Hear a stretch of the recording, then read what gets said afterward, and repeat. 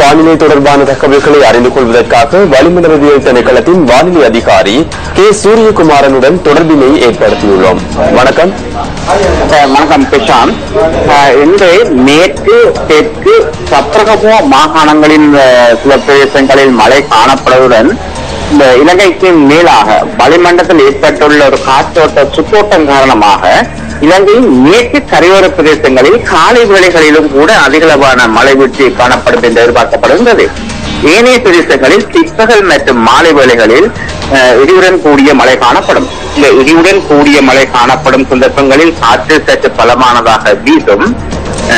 எனவே பொதுமக்கள் இந்த இடிமின்னல் தாக்கத்திலிருந்து ஏற்படும் சேதங்களை குறைத்துக் கொள்ளும் பொருட்டு தேவையான முன்னெச்சரிக்கை நடவடிக்கையை மேற்கொள்ளுமாறும் பொதுமக்கள் கேட்டுக் கொள்ளப்படுகின்றார்கள்.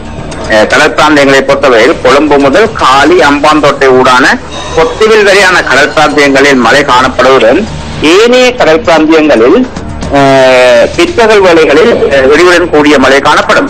கடல் பிராந்தியங்களில் காற்றின் வேகமானது மணிக்கு 20 கிலோமீட்டர் முதல் 40 கிலோமீட்டர் வரையான வேகத்தில் தென் திசையிலிருந்து காற்று வீசும்.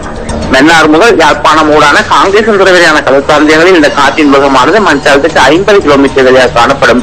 வேளையில் இந்த கடல் பிராந்தியங்கள் சுயலவாக கொந்தளிப்புடன் காணப்படுவதுடன் இந்த இடியுடன் கூடிய மழை காணப்படும் சந்தர்ப்பங்களில் இந்த காற்றின் வேகம் மணிக்கு 70 கிலோமீட்டர் வரை அதிகரித்து வீசுவதன் காரணத்தினால் இந்த கடல் பிராந்தியங்கள் அந்த இடியுடன் கூடிய மழை காணப்படும் சந்தர்ப்பங்களில் கொந்தளிப்பாக காணப்படும்.